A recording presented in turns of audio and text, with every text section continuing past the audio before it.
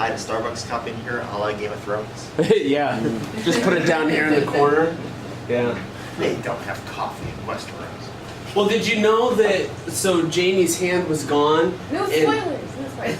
No, this shouldn't be a spoiler. This was an Easter egg. Yeah, in one of the scenes, they forgot to digitally edit out his hand. You would think after a whole year of post-production that they would kind of catch some of these things. Right, yeah. I feel like they were just pressured to get the show out and just forgot about it. Or they just Rough and ready. Yeah.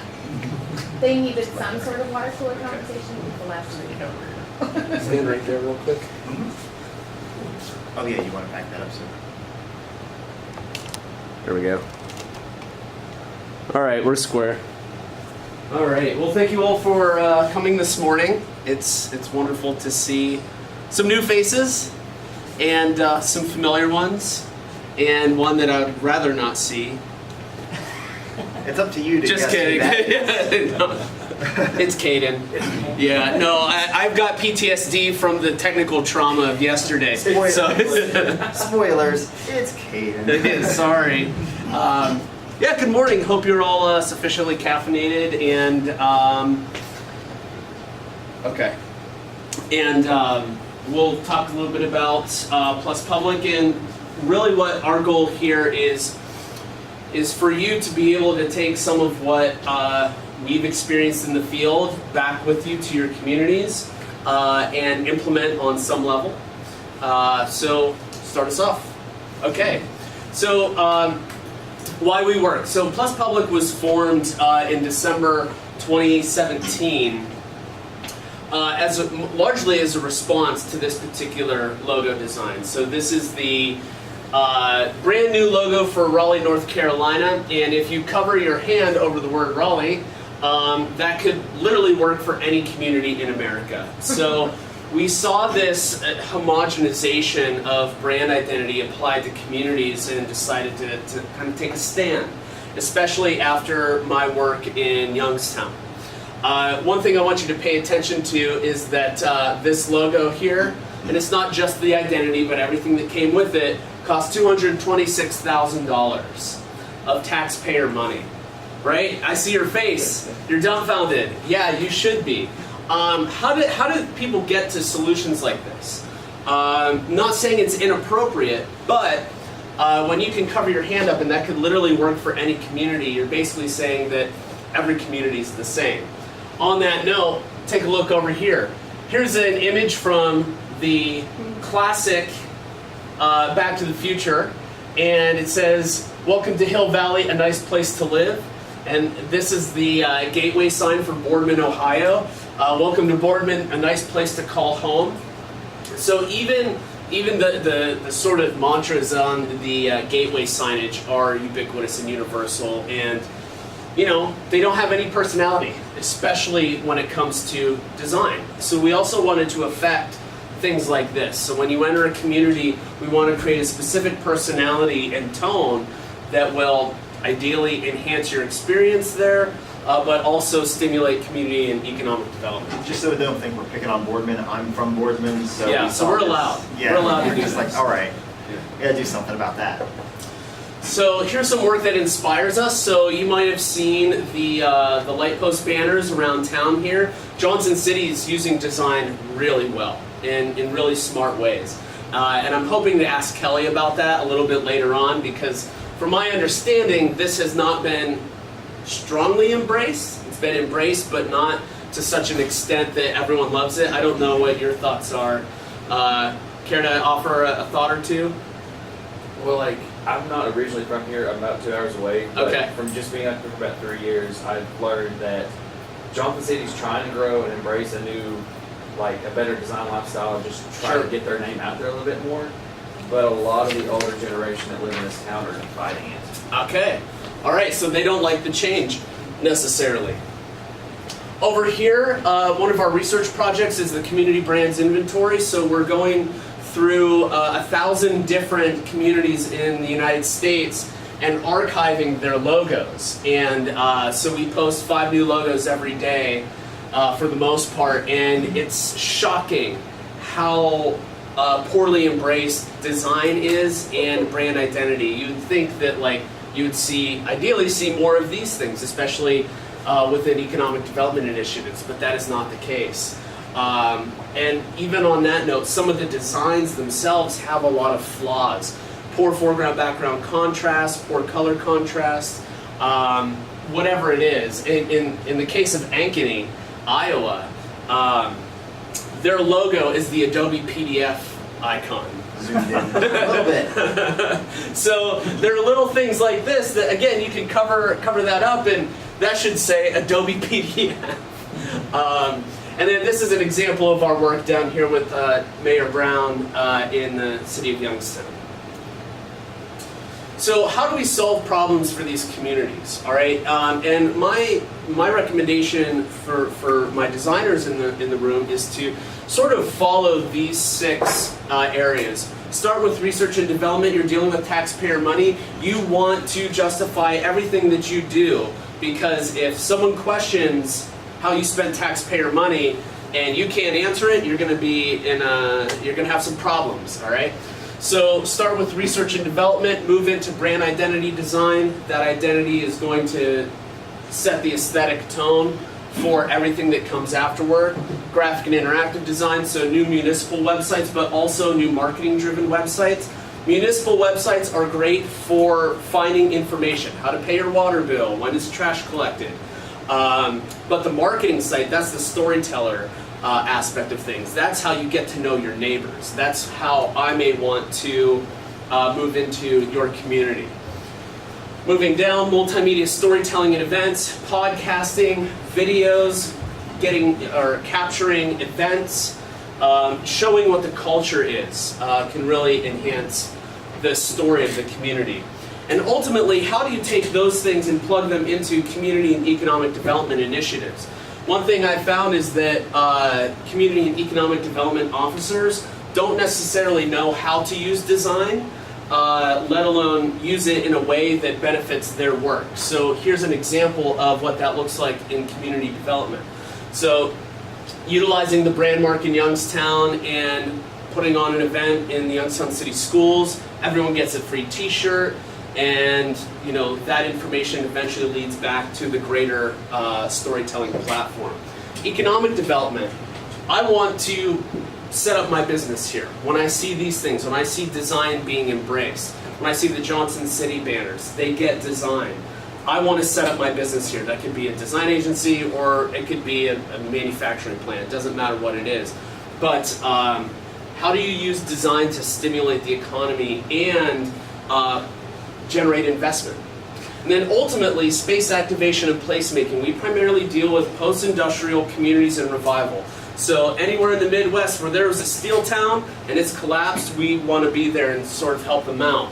So space activation is all about revitalizing places, in particular blighted areas, abandoned areas, vacant spaces, and transforming them with activity. An activity that people themselves create and spur and perpetuate. So, yeah. If I can just expand upon this for a minute, speaking of the t-shirts, those are locally designed, locally sourced, locally made. There you go. So whenever we're talking about economic development, we want the communities to be involved in that process so they don't have to buy their shirts from China or as very little time as they can spend on the internet or Amazon or whatever ordering the stuff, the better. So if we develop a new website, we want local webmasters, we want local curators. What you do in turn is you stimulate the local economy, you keep that money recycling within the local economy. So it makes answering those questions on how you spent money better. Goodwill. Oh yeah. While these shirts aren't for sale in Goodwill, the other City of U shirts are, so we get them produced locally, we put them in retail stores, sell them for a markup, and then that money goes back to nonprofits. So Goodwill, for example, we have City of U t-shirts being sold there, and that generates money for their nonprofit, and the Goodwill continues to spread.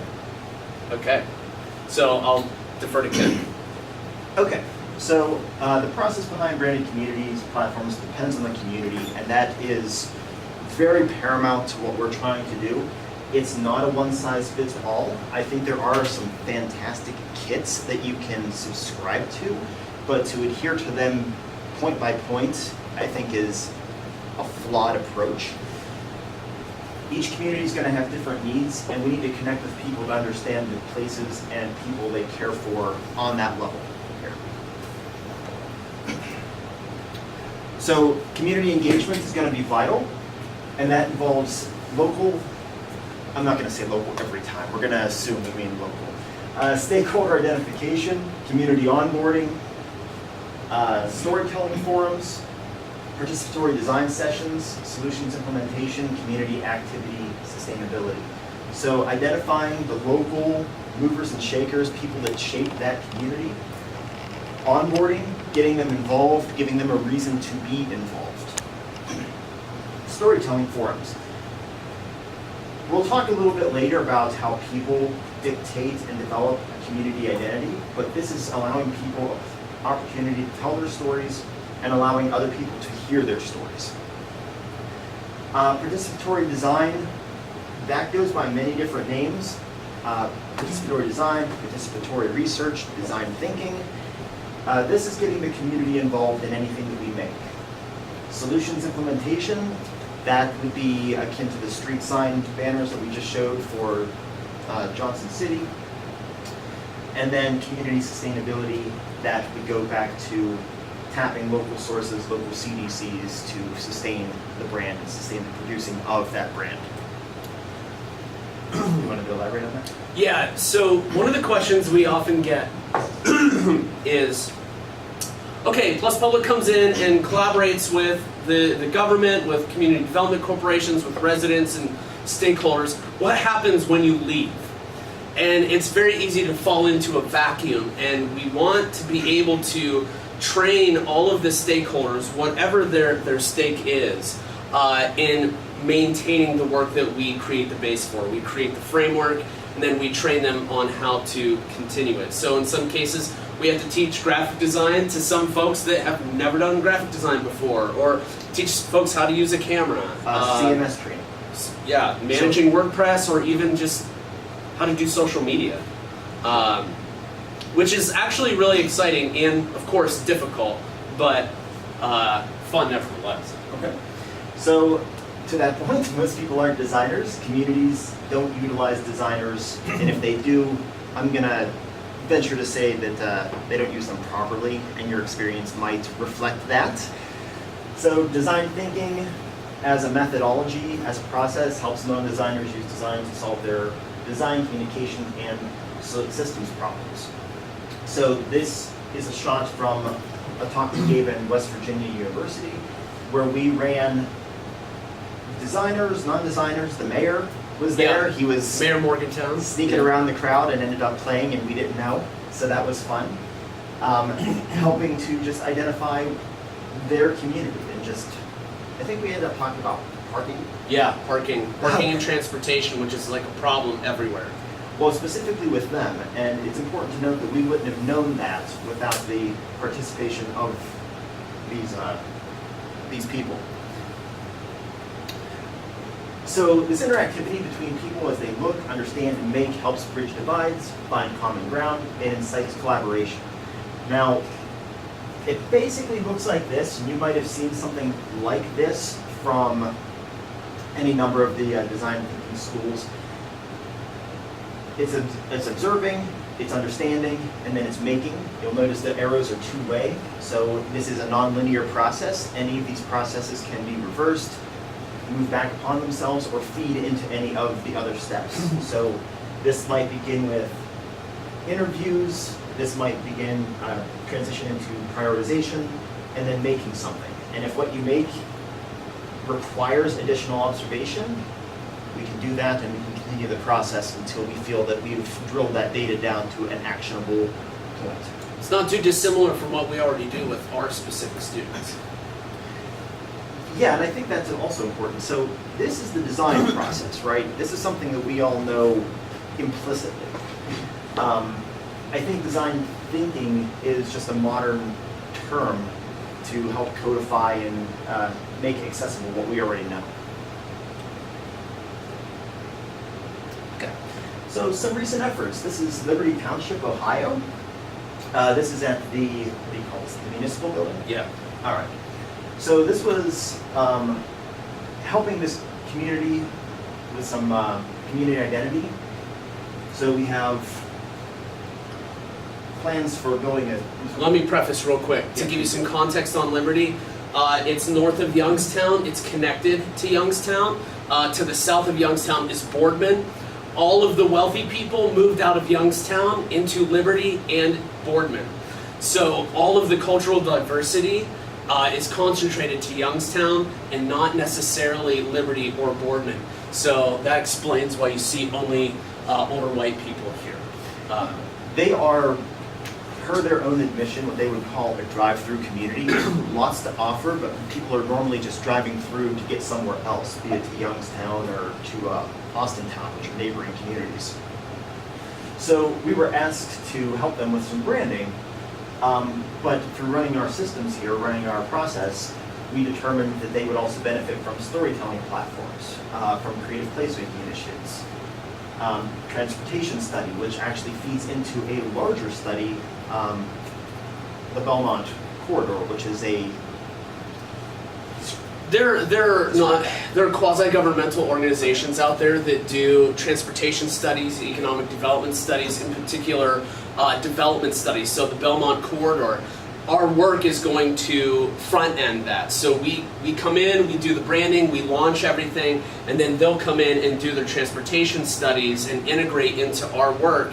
And because of our promotional capability, our communication capability, we're able to import or onboard rather more participants into that study, which will enhance the overall success of it. Yeah, contextually speaking, Belmont's like a throughput road to different communities. So the branding initiative is front-ending that effort.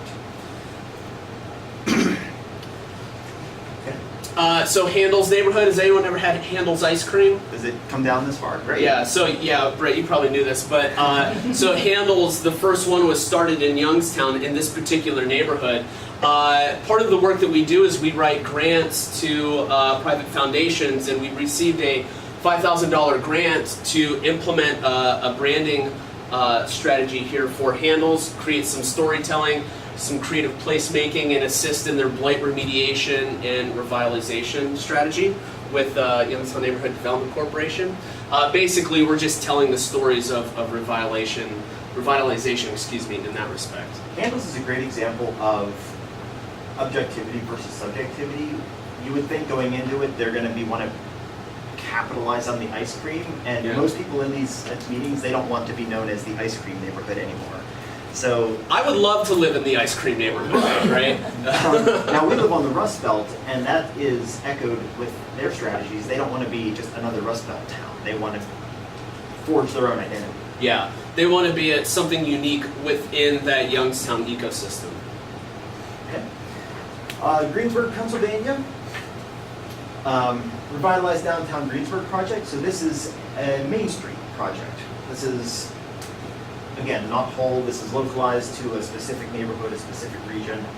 Again, multimedia storytelling, space activation, and placemaking. They really want to wake up Main Street as sort of throughput to the community, something that can branch out and build. And once again, grant writing is funding this, as well as additional fundraising from the participants.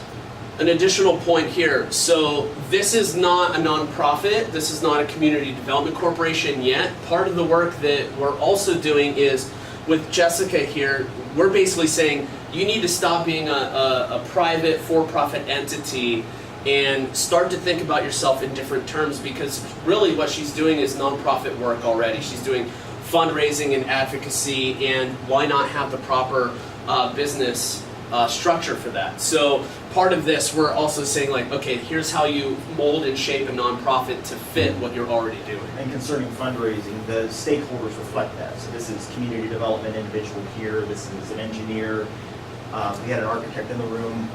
She's a designer, so she's going to be able to perpetuate anything that we would be able to create. Okay. Ultimately, that involves everything that we just talked about is the building and cultivating of social capital, and that's anything that encourages meaningful involvement, that strengthens community ties, and enables positive change. Words. Data and experiences that can be used on multiple fronts in positive ways. That's social capital. It's value in the data, it's value in the experience, okay? And a lot of that can't be held, but can be utilized. So generated through participatory design, storytelling, and the overall creative process, again, something that we know to be implicitly true. Ideally, this creates an earned sense of ownership, pride, understanding, overall perceived quality, increasing the value of a community identity. I'll quote RJ, it's fabric, it's framework, okay? You know, this entire conference is about collaboration, and I really wanted to emphasize this point of when we're collaborating with the people in these different municipalities, these different communities, they really need to have a sense of pride and ownership, because once we leave, I mean, we'll always kind of be on the periphery after a launch, but they really need to find the value in the content that they're creating as well as the collaborations, and they're going to have to navigate that in their own unique way. So what does that look like? It takes many, many different forms. There are, I think somebody mentioned in the book 101 design methodologies, so at least 101. Here's maybe 3. So identification of just nouns, adjectives, verbs, things that they can use, grouping by association, by theme, concept mapping. So this is social capital and experience. This is the codifying of the data so that we can use it later on. So that could be an example of what social capital looks like. That could be expanded upon. You mentioned storytelling. That could be a website. That could be interviews, etc. Okay. We do think it's important to identify what community identity is and what we're talking about when we refer to that. That's our shared sense of place, an understanding of values, community narrative, understanding and underlying history. A shared sense of perception. Because at the end of the day, community and community identity is people. That's why it's different no matter where you go. Different people in different communities. And community branding is the outward projection of that identity. So if you don't have an established community identity, you don't have an effective branding solution. Thusly, like 600, 700, 800 of the cities in our inventory. Yeah, if you need proof of that, yeah, go to our community inventory and there you go. bring it. Yeah, yeah. So these are actually some decent ones, but I'll refer back to Ankeny. So. Yeah. Okay, so community identity needs to be cultivated and continuously refueled. It needs to be fresh, creative, and interesting, all right? But it needs to talk at an accessible, low barrier for entry level. So if we're able to do that, we will prevent community disassociation, identity decline, negative perception, and superficial design in public works. We'll kindly refer to Cleveland Heights. This is a community that's a suburb of Cleveland, and they had an $80,000 budget to rebrand their community. Keep in mind, Cleveland Heights is a very wealthy suburb, all right, extremely wealthy. So they just drop $80,000. They hire a firm out of Columbus to come in and do this work, okay? They don't even utilize local resources and local talents. And here are 2 of the solutions. The first one, again, you cover your hand. That could be any main street. It's your main street. It's your main street. This is Pittsburgh, Kansas. In fact, I think we got a quote from somebody that they don't know where this is. Yeah, yeah. I forget, some of the Facebook trolls were just scathing on this. But this logo here, and I apologize if you can't see it, but this agency, what they had done was they reached a point where they could not design themselves out of the box. So all they did was they utilized the existing logo and put a new color behind it and said, That's snake oil. Here's one of the 3 that we're gonna pitch to you. And so they ended, from my understanding, and I could be wrong, but they ended up like still maintaining this design. They just didn't move forward with it. So $80,000 of taxpayer money, poof, gone. Okay, so community-related systems help communities grow, thrive, and prosper. These systems don't exist by default and again need attention. We promote that through community engagement, again, utilizing local communities, getting them involved, economic development, keeping the jobs, if we can, local. Obviously, if we want to make something that the community doesn't have that bandwidth for, then we look elsewhere, but if we can keep it local, we do. Parks and recreation, wake up those spaces. Transportation and grounds, make sure people can get around and see what we're making. Information technology and education. So we're saturating ourselves in the public schools as well. So and incorporating some goodwill, school spirit types of campaigns that build into the larger identity platform for a community. Go ahead. Well, you all can read it. So not all communities are accessible or even approachable, so we have to meet them where they live. We believe that's imperative. So whether that's the municipality building or a local donut shop. So this is Plaza Donuts, a well-known haunt for the Residents of Liberty. Thank you. Yeah. All right. And you want to talk about these? Yeah, we have podcasts. So the City View podcast, 196 episodes. School of View, that'll be coming out in the new school year. Bellevue Believes, we're going to have a podcast with that. So really telling the stories of these different communities, and even private Facebook groups where people can, talk, and it's not always positive, but at least they're having constructive conversations. Yeah, we go and crash their pancake dinners. Yep. Pancake breakfast. So connectivity is key. You want to drive people to interact on municipality and marketing websites, Facebook groups, Twitter, Instagram. Even if they're trolls, it drives activity. Yeah, the brand's the entry point, and these are their destinations. Space activation and placemaking events. Storytelling sessions. So again, I'll refer you to the podcast, getting people a venue to sit down and have discussion. And then any of Jen Stucker's ideas, if you sat in on her presentation, she's got a ton of them. Okay, now, this is a lot of reading. This is for you. This is for you. We won't recite it all. Because the discussion always turns to, well, what about a toolkit? What can you offer? What can you recreate? And it's important to note that this is what's going to go into your toolkit. If you want to do identity branding for a community, that has to be custom built. And these are some items that you might want to include in your toolkits to make it more effective. Yeah, so we'll go to the next slide and then come back to that. Okay, yes, since we're just about out of time, but... So thank you, and we'll take questions. So, he was quite insistent. So. Oh, I needed this shot. This is the Step Brothers shot. I know we have you a little over time. So. Yeah, go back to the previous slide, and then if you guys want, you can take a picture of this. We're going to put it up on our website within the next hour or so. But if you want to stick around and ask some questions, we're all for that. So, what do you got? Anyone? So I just have a suggestion. I love the talk and everything like that. I know you do so much. I was just thinking, like, I really love a boot camp, like a 3-day, like, let's go meet RJ and Kent and be like, let's totally let's do this whole thing. Invite us down. Don't turn too much, but okay. Oh no, because I am broke. We don't. But yeah, I would love to do a boot camp. We've been known to work for food and beer. Yes. I can do that. We now have a brewery in town. So. Yes. All right. We signed you up. You're good. Yes. Just a question. Do you guys help drive the fundraising, the writing the grants and that? Or Yeah. Yeah, normally, like with grant writing, pretty much exclusively do all the writing. We pretty much do all of it. Yeah. So what we can help with, they're like the community-driven matching and somebody to handle the finances as. Yeah. Right. So there's the strategic scaffolding. So we'll work with the municipal leader and say, all right, we're going to need you to be our fiscal agent. We'll write the grant, and then we'll go through several phases of iterations on that until it gets to a point where it's submittable. But we need them to submit all of the proper documentation, especially if it's a federal grant.